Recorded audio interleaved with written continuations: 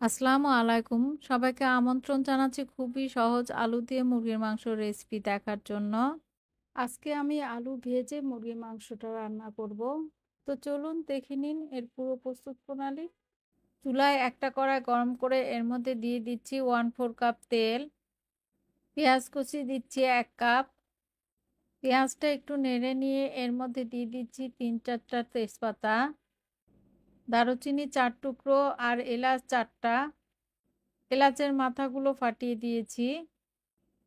আমি মুরগির মাংসে লবঙ্গ, গোলমরিচ এগুলো খাই না।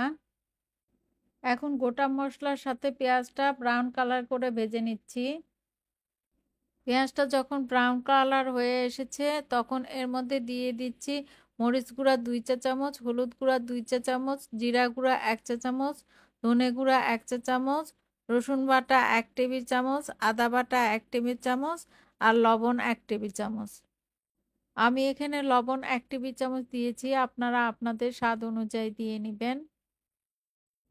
একটু নেড়ে-চেড়ে 2 টেবিল চামচের মতো পানি দিয়ে খুব ভালোভাবে কষিয়ে নিচ্ছি। মশলাগুলো ভালোভাবে কষিয়ে নেওয়া হয়ে গেলে এর মধ্যে দিয়ে দিচ্ছি রেগুলার সাইজ করে কেটে নেওয়া 1 কেজি ব্রয়লার মুরগি। মশলার সাথে মাংসগুলো ভেজে নিচ্ছি। কিছুক্ষণ ভেজে নেওয়ার পর মাংসগুলো সিদ্ধর জন্য এর মধ্যে দিয়ে দিচ্ছি 1 কাপ পানি।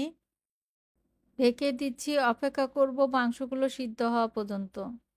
আজকের ব্রয়লার মুরগিটা আমি আলু দিয়ে রান্না করব। পাশের আরেকটা চুলায় আমি 3টা আলু কিউব করে কেটে 1 টেবিল চামচ তেল, 1 চা চামচ লবণ আর 1/4 চা চামচ হলুদ দিয়ে ভেজে নিচ্ছি।